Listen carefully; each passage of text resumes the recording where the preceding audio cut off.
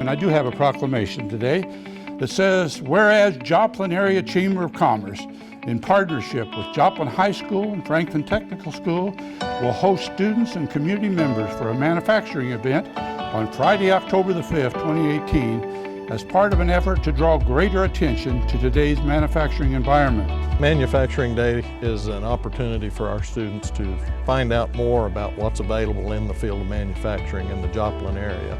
There's a severe need for employees in the manufacturing area, and it's only going to become greater, so it's a great opportunity. It offers a lot of diverse career opportunities. You can go into the manufacturing industry right out of high school. And they'll hire students right out of school. They'll hire people with certificates, with degrees, so it's a wide gamut of opportunity.